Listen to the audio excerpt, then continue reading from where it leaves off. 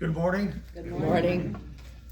So, an apology to begin with. If any of you, and I don't know why you would, but if you remember last year's sermon on Thomas, this will sound somewhat similar. But again, I'm overwhelmed on the story of Thomas about something, not so much the belief or disbelief, as much as the relationship he has with the other disciples.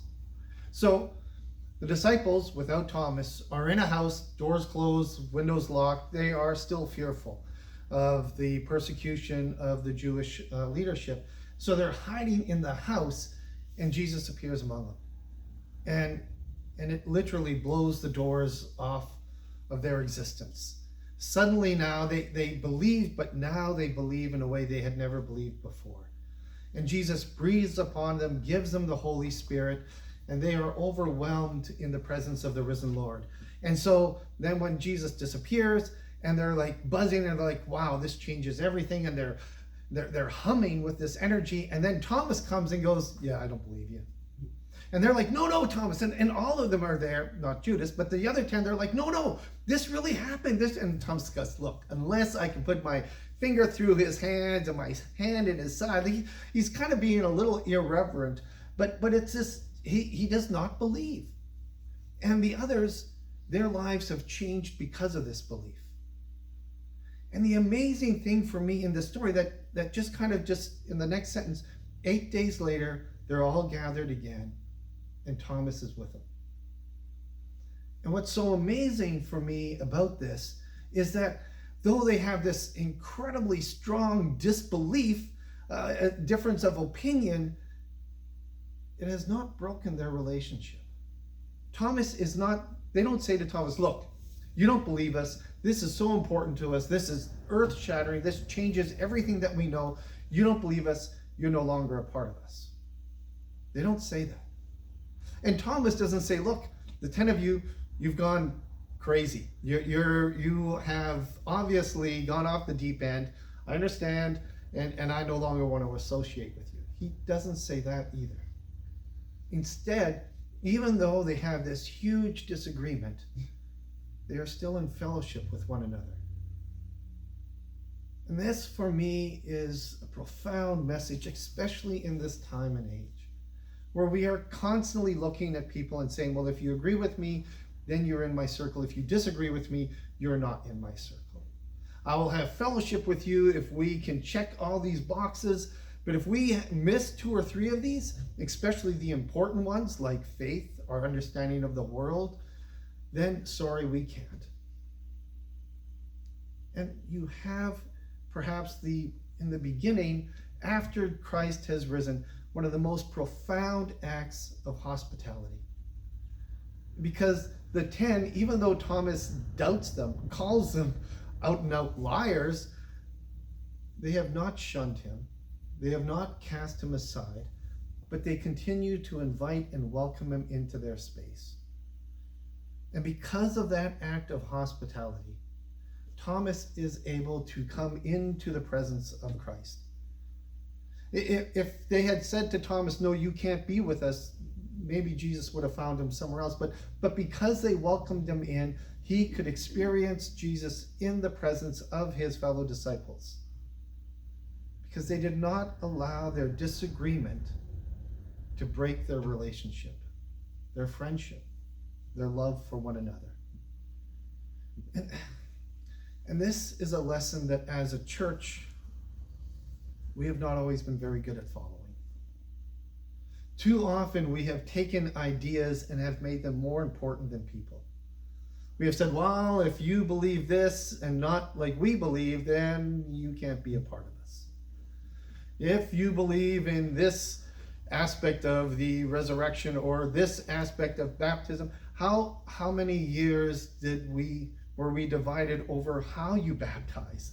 You know, if it's full immersion or if it's sprinkle, or if it's on Sunday or not on Sunday, or we have found 1,000,001 things to break our fellowship over because somehow that idea is more important than the person that we are in relationship with. And this has been a track record that the church has unfortunately had throughout its existence.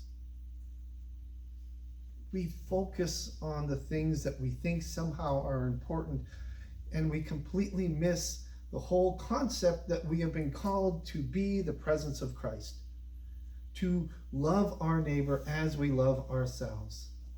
But then somehow, instead of taking that as the main commandment, we hold the commandment of, but how you were baptized, or what you believe about the resurrection, or what takes place with the rapture, or what the role of different people are. Or we take all of these ideas and we say, okay, but this is actually more important than the other.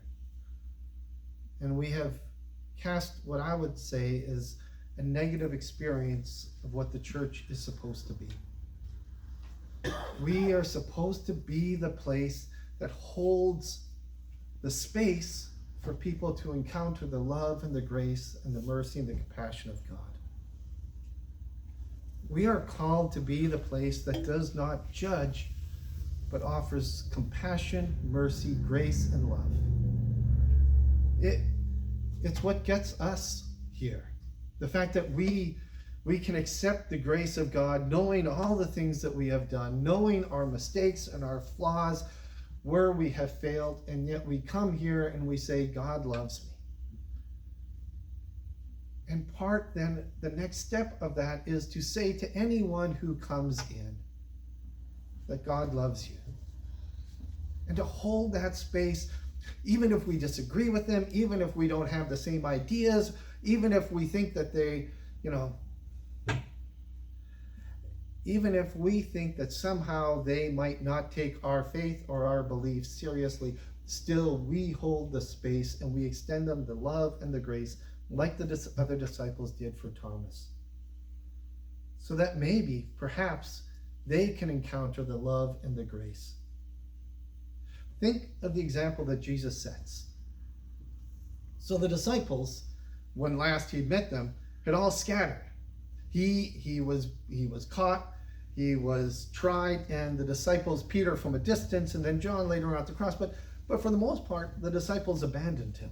They took off and they hid. They were scared. And does Jesus come back to the house and say, where were you? Like, why weren't you there when I needed you? You failed me? He doesn't say that to them. He instead says, I breathe upon you the Spirit of God. And the point that sometimes we get stuck on, he says, and the sins you forgive will be forgiven, the sins that you hold will be held. But what is Jesus doing? The example he is setting us is he is forgiving them of their failings. That is who we are called to be. Not those who hold on, but those who let go. Who give people the opportunity and the chance to encounter that love and that grace. We sometimes underestimate, and this is probably something I've repeated more times than I need to, but we underestimate the power of simple acts of kindness, grace, mercy, and forgiveness. Simple acts of hospitality. And I do think that hospitality is far more sacred than we give it credence for. That the hospitality of the disciples to Thomas, but also our own hospitality. And not just by welcoming people in, but being hospitable to people wherever we meet them. On Saturday, as we were preparing to have people over, as happens every single Saturday, I asked Pam, okay, what do we need to get? Because I do not want to go to the local store in Petitcodiac on the Saturday between Good Friday and Easter, because it's psychotic. It's crazy. The people are, and the lineups. So I just try to avoid them. It brings out the best in me if I don't have to be around people. And I have an inclination to be somewhat impatient when I am in. Stop making that face, Jason. I have the inclination to be impatient when I'm driving or when I'm in crowded stores and stuff. And so I'm like, but we need stuff. So I go there, and sure enough, it's crazy. Irene was there. But I saw, not that Irene was impatient or crazy, not more so than usual, but I noticed that there was a guy who was had a couple of things, and another guy had a lot more things, and he said, "Hey, why don't you go in front of me?" And the person goes, "Really?" And they let him in, and that act of generosity, I'm trying to think of the best way to say it, but it gave off a fragrance of kindness, which then kind of spread throughout, because then I realized other people let others ahead. There was a sense of, they started to talk back and forth. That simple act of kindness changed the whole environment. Suddenly, everyone was a little more relaxed, because it wasn't just about, how do I get to the front of the line fast? How do I get out of here? But we were reminded that we can be kind and considerate to each other, even as we're in line. And that makes a difference. It affects us when we do the act of kindness. It affects the person we do it to, but then they affect other people around. That whole ripple effect. And it's not just in stores, it's in our lives. On Thursday morning, I was driving to work, and there was a car ahead of me that was driving somewhat fast. So naturally, I followed them, thinking they'd be the radar trap. And I realized they looked like the same kind of, I was driving the Jetta. And at this point, the Jetta is a clunker. It has body work on the side. It's scraped. It's rusted. The license plate. It's kind of the beater on the road. And I realized this Jetta in front of me, same color. It was also a beater, and it was driving perhaps faster than it should have. And so me and this other Jetta were kind of flying along. And as we got through Moncton, they kind of slowed down, and I passed them. But now I had my head wrapped up. Okay, I got to get this done. I got to get this done. And as I passed this other beat up Jetta, was a young woman. She looks at me and she goes, kind of like, we're driving the worst two cars on the road, and we're probably going faster than we should. But she just flashed me the peace sign, and I kind of smiled, and suddenly I was like, I was better, because someone was nice. Someone just showed a simple hello, a simple wave, a simple act of kindness. And it changed my mood. And then I think, well, how often do I take the opportunity to extend that small hospitality? A wave, a smile, an act of kindness. But it's not just something that I should think of doing when it's convenient. It's something that we are called to do. There are responsibilities. If we confess our faith, we have responsibilities. We have the responsibility to live the best as we are able. And we have the responsibility to be kind and caring, to be considerate, and to extend grace to one another. The one responsibility we thankfully do not have, that has been lifted from our shoulders, is to judge. We're not called to judge others, to love, to extend grace, but not to judge. And for me, that is a huge relief, because every time we fall into the trap of judging others, we tend to do it with not nearly enough information.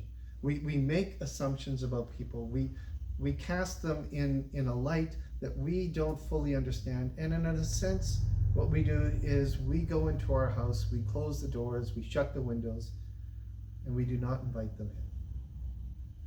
But we are called to be the people that create the space where others can encounter the presence of God through our acts of simply sharing the grace and the love and the kindness that we ourselves have received.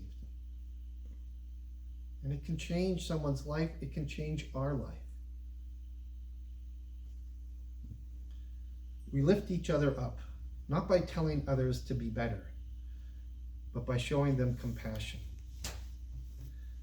Jenny had gone to the church when she was young. She remembered going with her parents, and there was Sunday school, and she sang in the choir, and she enjoyed the choir, and she enjoyed the singing, and she had started to develop some sense of faith and connection with God through the Sunday school class.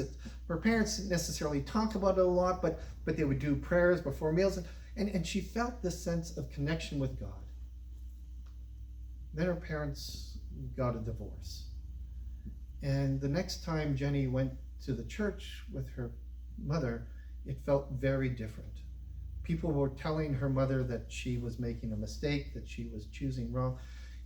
And Jenny was blown away, because they were assuming that even though it was their mother that left their father, but their father was always yelling at her mother. And the church didn't seem to understand. They said, well, does he hit you? And she'd say, no, but he's still abusive. And they were like, oh, you just have to accept that. And they were so judgmental on her mother that her mother would come home from church with her crying. And after about a month of that, they just stopped going. And Jenny's whole connection with God changed. Because every time she thought about God, she thought about the people being mean to her mother. It's not that she still loved her father, but the church was just so self-righteous. And so when she'd start to think about God, she instead would think about that church, and her faith kind of fell away. When she was still fairly young, she was able to buy her first house, and she bought it right beside a church. And she thought this was a good thing, one, because she'd have quiet neighbors on that side, except for Sunday mornings. Two, it was a good landmark for telling people how to find her house. It's just on the left of that one church. And they had a beautiful yard in the church, and there was trees and birds, and she loved birds. And so it in a sense, it kind of was like living next to a park that was not well attended except one day a week. And so she thought this was great, up until the first snowfall, when the person clearing the part of the parking lot blew all the snow from the parking lot onto her yard and onto her driveway. And it was a Friday, and she was so mad. Like, it brought back all of those memories of those self-righteous Christians who think they can do whatever they want and that they're holy and the rest of the world is not. And she was just fuming as she shoveled her driveway.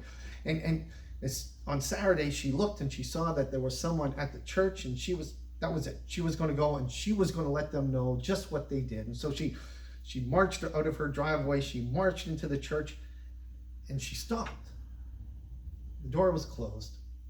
And she was struggling with the idea of going in there. And she remembered her mom and all those feelings of being judged and not feeling good about yourself, and she could not go in. When suddenly the door opened, and out walked this guy, kind of dressed, looked like a custodian or something, and he came out and he saw her and he says, "Hi, can I help you?" And she was like, and then all the anger, all the frustration, all of it just boiled up, and she said, "You blew snow on my driveway, and she just started to yell at him. And he took a step back up the steps, and he was like, "I am so sorry." He says, she goes, "What?" He goes, No, I am so, this was completely our fault. He says, I'm kind of the caretaker. I volunteer, I do it on Saturdays, but I was at a wedding, and I asked my cousin Ralph to clear the parking lot, and Ralph is a great guy, but he has no awareness. And so I am so sorry. I apologize. What can we do to make it right? And she's like, because she had come expecting an argument. She wanted to vent, and with him just saying sorry right away, he kind of took this. She goes, "Well, don't let it happen again," she said, and she went back to her place. The next snowfall, before she even had a chance, before they cleared the churchyard, they cleared her driveway. And she kind of came out as he was going, and she goes, "I can clear my own driveway. Like, I don't need your help just because I'm alone." He goes, No. He says, "I'm just trying to make right what we did." He says, "This was not about your ability. It's just about our responsibility." She's like, "Okay." And she went in, and she was kind of glad because she only had a shovel, and it was a lot of snow. And after that, the church, the custodian regularly cleared her driveway after a snowfall. And she realized that a lot of the bitterness she had kind of evaporated. Then her tree fell. She had a couple of trees, and one was looking kind of dead, and it fell, and it took out the fence, took out the church's fence. And she thought, so she was going to go there, but before she even had a chance, come Saturday, there was this custodian with 2 or 3 other guys, and they cut up the tree and they fixed the fence. And she goes, "So how much does this cost me?" she says. And the custodian goes, no, this, goes, look, we were going to replace this fence anyways. Like I'm a carpenter by trade. I volunteered, and this was on our to-do list. And so your tree falling on it was actually a gift for us, because it just meant that we needed to do it sooner instead of later. And don't worry about it, and we'll stack the wood, and you can do with the wood what you will. She was like, man. She goes, just when I think I know these people, they go around and they start doing nice things. And then the third thing happened was that she fell and she broke her kneecap. She was slipping and she fell on the curb when she was taking her garbage out, and she snapped the kneecap in half, which was incredibly painful. And so her leg was in a cast, and for a long time, like, people were like, it hurt a lot. Someone told her, well, it doesn't hurt as much as pregnancy. She says, well, or giving birth. She goes, well, then I will never have children, because this really hurts. And so she was laid up for about a week, and someone from the church on a Sunday morning saw her with her cast and kind of just said, are you okay? And she says, I'm fine. But then the next day, on Monday, her doorbell rings, and by the time she can hobble to the door, there's a casserole with a little note that says, hope you feel better. Your neighbors, the church. And then on Tuesday, she got and then on Wednesday, and for the next 2 weeks, they brought her food as she was hobbled up in her house. And some of the casseroles were okay. Some of them were really good, but by the time she healed, she thought, you know what? Maybe I should go give this place a chance. Yeah, it's Sunday morning, I'm awake. And so she went in again. Getting through the door was very difficult because of all the memories she had. And she walked in and she sat at the back. It was a big old church, but it was not well attended.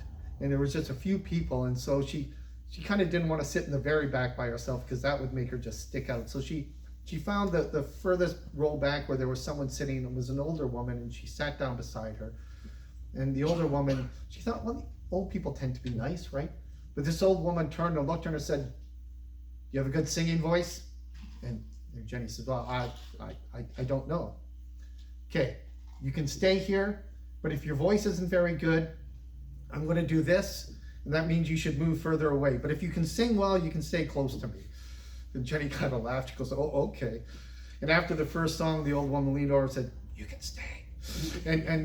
And she found out Mrs. Miller was her name, Margaret, and she talked with Margaret, and turned out Margaret was one of those who gave her a casserole, and Jenny just kind of felt accepted. And she leaned over to Margaret and she said to her, wow, I bet you this church must have been amazing when it was filled. And Margaret turned and looked at her and says, you know, I was a young girl when I started first attending here, and this church was full then. And I will tell you, it is a far better place now than it was then. When it was filled, everyone was always arguing, they were judgmental, they had all these opinions, they felt privileged. But now that we're a small church, she says, we're nicer. At least if you can sing well, we're nicer, she said. Years later, people would ask Jenny, as she became actually a deacon in the church, if she had bought her house there so that she could be close to the church where she was a long-standing member. And she said, no, what brought me to the church, she says, was a whole pile of snow and a great deal of love. We are called to be people that, through the fragrance of our kindness and our compassion, invite people to have the opportunity to receive that love and that grace. We are not the ones who are called to be judging or condemning others. We are the ones are called to create that space where they can feel the fragrance of the love and the grace of God. There is profound meaning behind the resurrection and the whole sense of life over death, the ability for the love of God to triumph all. But the best way that we have to respond to this incredible power, this incredible gift, is through simple acts of kindness and grace, and by being hospitable, so we create the space where others may encounter the compassion and mercy of our God.